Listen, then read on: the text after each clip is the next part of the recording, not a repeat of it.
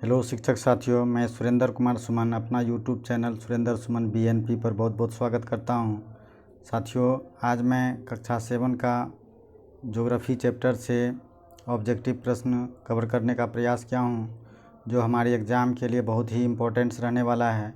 साथियों, इस क्वेश्चन को भी एक बार ज़रूर देख लीजिए, जो काफ़ी ईजी भी है और तुरंत समझ में आ ही जाएगा, इसलिए कि आप पहले से इस क्वेश्चन की तैयारी किए हुए हैं, जानते हैं, इसके बारे में बहुत सारा अनुभव है, आप बच्चों को स्कूल में पढ़ाए भी हैं। मैं सिर्फ एनसीईआरटी बुक से प्रश्न को छांट करके लिया हूं और वीडियो बनाया हूं। साथियों, आप एक बार पूरा वीडियो को बिना स्किप किए हुए ज़रूर देख लीजिए। इसमें काफ़ी इम्पोर्टेंट क्वेश्चन है, इसमें से कई क्वेश्चन हमारी परीक्षा के लिए बहुत महत्वपूर्ण है। साथियों, चलिए मैं बिना देर किए हुए मैं अपना वीडियो को शुरू करता हूं। चलिए, फर्स्ट क्वेश्चन है, कौन स्वदीप्त आकाशीय पिंड नहीं है? साथियों, आप देख रहे होंगे तारे, सूर्य और आकाशगंगा, ये तीनों स्वदीप्त यानी प्रदीप्त आकाशीय पिंड है, जबकि पृथ्वी नहीं है। नेक्स्ट क्वेश्चन है, निम्नलिखित में से कौन एक ग्रह नहीं है? तो साथियों, बुध, शुक्र, पृथ्वी ग्रह है, चंद्रमा उपग्रह है, तो ये ग्रह नहीं है। ऑप्शन नंबर सी आपका सही होगा। निम्नलिखित में से कौन एक उपग्रह नहीं है? तो आप देख रहे होंगे प्रोक्सिमा सेंटोरी, जो सूर्य के बाद सबसे नज़दीक का तारा है, ये उपग्रह नहीं है। बाकी गैनीमीड, चंद्रमा और टाइटन ये उपग्रह है, इसलिए ऑप्शन नंबर ए आपका सही हो जाएगा। नेक्स्ट क्वेश्चन है, सूर्य से सबसे नज़दीक कौन सा ग्रह है? तो साथियों, सबसे नज़दीक ग्रह आप देख सकते हैं सूर्य का, तो ये बुध होगा। सूर्य से सबसे नज़दीक का ग्रह बुध है। नीला ग्रह किसे कहते हैं? तो नीला ग्रह पृथ्वी को कहते हैं, जो जल की उपस्थिति के कारण यह नीला दिखाई पड़ता है। पृथ्वी का एकमात्र उपग्रह साथियों चंद्रमा है। निम्नलिखित में से किस ग्रह या किन ग्रहों पर कोई उपग्रह नहीं है? तो साथियों, आप जान सकते हैं बुध और शुक्र को कोई ग्रह नहीं है, तो उपग्रह नहीं है, तो आपको लग रहा होगा ये ऑप्शन नंबर आपका डी सही हो जाएगा। तो चलिए नेक्स्ट क्वेश्चन, पृथ्वी अपने अक्ष पर एक चक्कर लगाने में कितना समय लेती है? तो साथियों, ये 24 घंटे का समय लेती है, तो ऑप्शन नंबर ए सही हो जाएगा। पृथ्वी के अक्ष पर उत्तरी सिरा क्या कहलाता है? पृथ्वी के अक्ष की ऊपरी सिरा उत्तरी ध्रुव कहलाती है। साथियों, पृथ्वी की कक्षीय समतल पर अपने लंब से कितनी डिग्री झुकी हुई है? तो साथियों, ये 23.5 डिग्री झुकी हुई है। नेक्स्ट क्वेश्चन है, पृथ्वी की घूर्णन गति के कारण क्या होते हैं? तो पृथ्वी के घूर्णन गति के कारण दिन और रात होते हैं। तो आप देख सकते हैं यहाँ सिर्फ दिन लिखा हुआ है, गर्मी रात, और ऑप्शन नंबर डी में दोनों हो जाएगा, दिन और रात। पृथ्वी की परिभ्रमण गति के कारण क्या होता है? तो साथियों, मौसम बदलते हैं, तो इसमें ऑप्शन देख सकते हैं ऋतु परिवर्तन, ऑप्शन नंबर सी हो जाएगा। नेक्स्ट क्वेश्चन है, सूर्य का एक पूरा चक्कर लगाने में पृथ्वी को कितना समय लगता है? तो 365 दिन 6 घंटे का समय लगता है, तो ऑप्शन में देख सकते हैं 365 दिन है, तो ऑप्शन नंबर बी आपका सही हो जाएगा। नेक्स्ट क्वेश्चन है, 21 जून को निम्न रेखा पर यानी 21 जून को पृथ्वी की किरणें सीधी पड़ती है, कहाँ पड़ती है? तो साथियों, आप जान सकते हैं 21 जून को पृथ्वी सीधा विषुवत रेखा पर, सीधी किरणें विषुवत रेखा पर पड़ती है, तो इसमें लिखा हुआ विषुवत हो जाएगा, विषुवत रेखा पर, तो आप देख सकते हैं ऑप्शन नंबर आपका सी सही हो जाएगा। नेक्स्ट क्वेश्चन है, समदिवारात्रि होते हैं, तो आप जानते होंगे 21 मार्च और 23 सितंबर को दिन और रात दोनों बराबर होते हैं। 21 मार्च को उत्तरी गोलार्ध में और 23 सितंबर को दक्षिणी गोलार्ध में दिन रात बराबर होते हैं, तो ऑप्शन नंबर गो आपका सही हो जाएगा। सबसे बड़ा दिन होता है, तो साथियों, ये सबसे बड़ा दिन आप जान सकते हैं कि यह हो जाएगा 21 जून को, सबसे बड़ा दिन 21 जून हो जाएगा। नेक्स्ट क्वेश्चन है, पृथ्वी अपने अक्ष पर कितना झुकी हुई है? तो 23.5 डिग्री होगा, सॉरी 23.5 डिग्री झुकी हुई है, तो आप ऑप्शन नंबर घ में देख सकते हैं। नेक्स्ट क्वेश्चन है, शीतोष्ण कटिबंध में क्या पड़ती है? तो साथियों अधिक ठंड कम गर्मी, बहुत बरसात कम गर्मी, बहुत गर्मी पड़ती है। तो साथियों ये आप अंदाज़ लगा करके बोलिए। यहाँ पर अधिक ठंड कम गर्मी ये तो गलत हो जाएगा, बहुत बरसात ये कम गर्मी पड़ती है, ये बिल्कुल सही होना चाहिए। नेक्स्ट क्वेश्चन है, जहाँ सालों भर गर्मी पड़ती है उस क्षेत्र को हम क्या कहते हैं? साथियों ये उष्णकटिबंध कहलाता है। नेक्स्ट क्वेश्चन है, पृथ्वी आकार में चंद्रमा से छोटी है, पृथ्वी आकार में चंद्रमा से बड़ी है। तो ये ऑप्शन नंबर ख हो जाएगा। चांद पर पहुंचने वाला पहले व्यक्ति कौन था? तो आप जानते होंगे नील आर्मस्ट्रांग था, लेकिन अंतरिक्ष में जाने वाला पहला व्यक्ति यूरी गागरिन था। अब भारत का चंद्रमा पर पहुंचने वाला पहला व्यक्ति राकेश शर्मा था।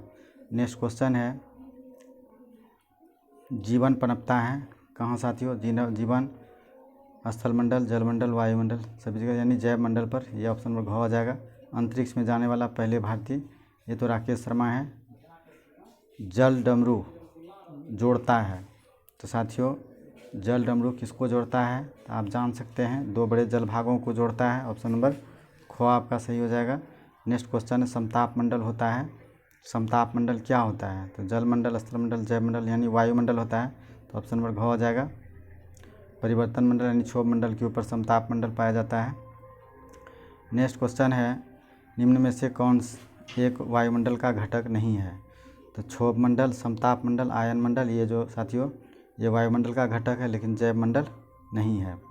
पृथ्वी पर जीवन का अस्तित्व निम्न से के कारण है, किसके कारण है? तो भोजन, हवा, पानी के कारण है।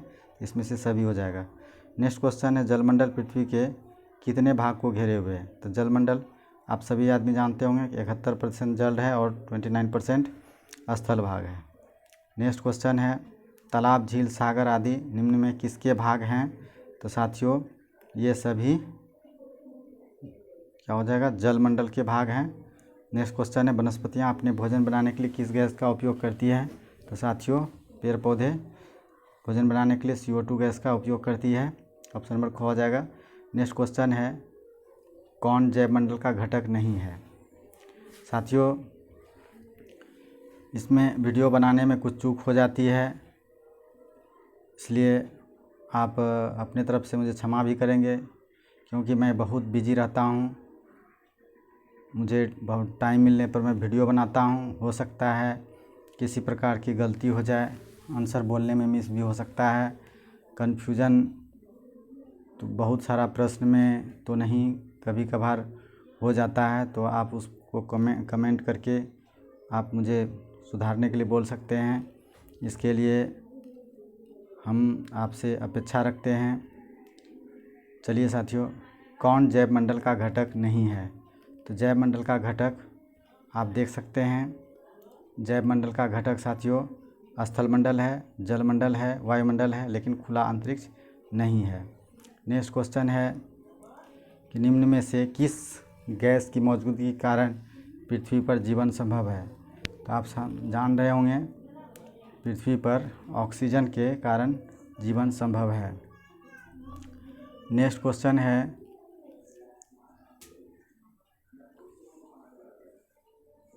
बिहार में सोन नदी किस तरह के क्षेत्रों से होकर गुजरती है? तो साथियों आप बता सकते हैं कि सोन नदी या पहाड़ी क्षेत्रों से होकर के गुजरती है। आप सभी जानते होंगे वाल्मीकि नगर बिहार के किस क्षेत्र में अवस्थित है? तो वाल्मीकि नगर आप जानते होंगे बिहार के पश्चिम और उत्तर कोने पर स्थित है। तो पश्चिम क्षेत्र हो जाएगा साथियों। तो ऑप्शन नंबर क हो जाएगा। नेक्स्ट क्वेश्चन, धान की फसल के लिए उपयुक्त मिट्टी कौन सी होती है? तो साथियों धान के लिए सबसे अधिक जल की ज़रूरत होती है, तो इसमें चिकनी मिट्टी में जल धारण की क्षमता सबसे अधिक होती है। तो ऑप्शन नंबर ख हो जाएगा। पठार के ऊपर की सतह कैसी होती है? तो साथियों ये सपाट होता है। नेक्स्ट क्वेश्चन है, पर्वतों के कितने प्रकार हैं? तो साथियों ये 3 प्रकार के पर्वत होते हैं, वलित, भ्रंशोत और ज्वालामुखी। ये संचयन पर्वत भी कहा जाता है। नेक्स्ट क्वेश्चन है, संसार का छत किसे कहते हैं? साथियों ये पामीर का पठार को संसार का छत कहा जाता है। नेक्स्ट क्वेश्चन है, भारत का हिमालय पर्वत एक है? तो साथियों आप जानते ही होंगे ये वलित पर्वत है। नेक्स्ट क्वेश्चन है, राजगीर, गिरियक, बराबर, हवेली, खड़गपुर और मंदार हिल जैसे पहाड़ियाँ किस राज्य में स्थित है? साथियों ये बिहार राज्य में स्थित है। निम्न में से किस राज्य में गंगा उत्तर एवं दक्षिण दोनों तरफ क्षेत्र मैदानी क्षेत्र में फैला हुआ है? तो ये आपका बिहार हो जाएगा साथियों। नेक्स्ट क्वेश्चन है, जिन पहाड़ों पर बर्फ जमी रहती है उन पर नौकायन, स्कीइंग, पतंगबाजी, तो स्कीइंग किया जाता है साथियों। नेक्स्ट क्वेश्चन है, एक देशांतर से दूसरे देशांतर की दूरी तय करने में कितना समय लगता है? तो ये सभी आदमी जानते ही होंगे, एक देशांतर से दूसरे देशांतर में जाने के लिए यानी 4 मिनट का समय लगता है साथियों। नेक्स्ट क्वेश्चन है, सबसे अधिक गर्मी कहाँ पड़ती है? तो आप जानते ही होंगे उष्णकटिबंध पर सबसे अधिक गर्मी पड़ती है, तो ये आपका ऑप्शन नंबर ग हो जाएगा। कर्क रेखा है साथियों, कर्क रेखा कहाँ पर है? तो 23.5 डिग्री उत्तरी अक्षांश में साथियों। नेक्स्ट क्वेश्चन, और 23.5 डिग्री दक्षिणी अक्षांश पर मकर रेखा है। नेक्स्ट क्वेश्चन है, अंतर्राष्ट्रीय तिथि रेखा से पूरब जाने पर यानी पूरब की तरफ जाने पर क्या होता है? एक तिथि घट जाती है और पश्चिम की तरफ जाने पर बढ़ जाती है। नेक्स्ट क्वेश्चन है साथियों, संसार का सबसे बड़ा महासागर कौन सा है? तो आप सभी आदमी जानते ही होंगे, प्रशांत महासागर है। संसार का सबसे बड़ा महाद्वीप कौन सा है? तो ये एशिया है, भारत के दक्षिण में स्थित आप जानते ही होंगे हिंद महासागर है, तो ऑप्शन नंबर सी हो जाएगा। विश्व का सबसे बड़ा देश कौन सा है क्षेत्रफल की दृष्टिकोण से? तो वो रूस है, लेकिन जनसंख्या के दृष्टिकोण से चीन है। नेक्स्ट क्वेश्चन है, विश्व का सबसे बड़ा सागर निम्न में से कौन सा है? तो साथियों आप देख रहे होंगे कि संसार का सबसे बड़ा सागर कौन सा हो जाएगा? दक्षिण चीन सागर, अरब सागर, लाल सागर और अरल सागर। तो आप इसकी जांच कीजिए और बताइए कि सबसे बड़ा सागर कौन सा है। तो ये हो जाएगा साथियों, इन सागरों में से दक्षिण चीन सागर हो जाएगा। नेक्स्ट क्वेश्चन होगा, पृथ्वी को उत्तरी एवं दक्षिणी गोलार्धों में बांटने वाली रेखा को क्या कहते हैं? तो ये विषुवत रेखा या भूमध्य रेखा, ये तो दोनों कहलाएगा साथियों। भूमध्य रेखा भी कहते हैं और विषुवत रेखा भी कहते हैं, यानी इसलिए ऑप्शन नंबर डी हो जाएगा। नेक्स्ट क्वेश्चन है, 23.5 डिग्री उत्तरी अक्षांश को क्या कहते हैं? तो जानते ही होंगे, ये कर्क रेखा कहलाती है। नेक्स्ट क्वेश्चन है, ज़मीन पर बड़े भाग को कागज़ पर दिखाने के लिए प्रयोग करते हैं, किसका उपयोग करते हैं? तो छोटे मापक का, बड़े मापक का, दोनों मापक का, उपयुक्त सभी का। तो आप सभी जानते ही होंगे कि हम बड़े मापक का उपयोग मानचित्र पर बनाने के लिए नहीं करते हैं, तो इसमें छोटे मापक का हो जाएगा। जिस मानचित्र में पर्वत, पठार, मैदान इत्यादि को दर्शाते हैं उसे क्या कहते हैं? थीमेटिक, राजनीतिक, भौतिक मानचित्र कहा जाता है, या प्राकृतिक मानचित्र भी आप कह सकते हैं।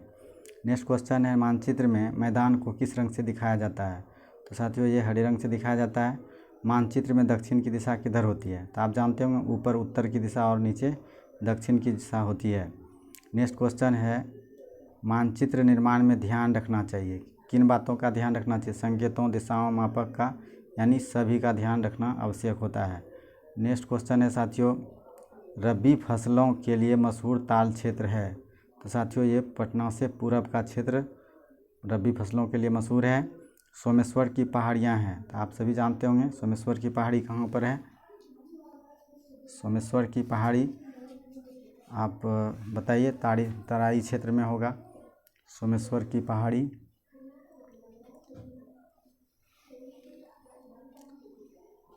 ऑप्शन नंबर 3 में है, सरेसा क्षेत्र में शामिल ज़िले हैं। सरेसा क्षेत्र में शामिल ज़िले कौन कौन से साथियों? तो ये आपका ग नंबर हो जाएगा, वैशाली, समस्तीपुर और मुजफ्फरपुर। ये देख लीजिए, वैशाली, समस्तीपुर और मुजफ्फरपुर, ये आपका सही हो जाएगा। अब नेक्स्ट क्वेश्चन है, गन्ना उत्पादक जिला साथियों ये आपका घ नंबर हो जाएगा, गोपालगंज, बेतिया और मोतिहारी। गोपालगंज, बेतिया, मोतिहारी की मिट्टी जो है गन्ना उत्पादक के लिए अनुकूल है, इसलिए वहाँ पर गन्ने की खेती अधिक की जाती है। नेक्स्ट क्वेश्चन है साथियों, निम्न में से कौन बिहार की सीमा से नहीं सटता है? तो आप जानते होंगे उत्तर प्रदेश, पश्चिम बंगाल, नेपाल जो है बिहार की सीमा सटता है, लेकिन बांग्लादेश की सीमा नहीं सटता है।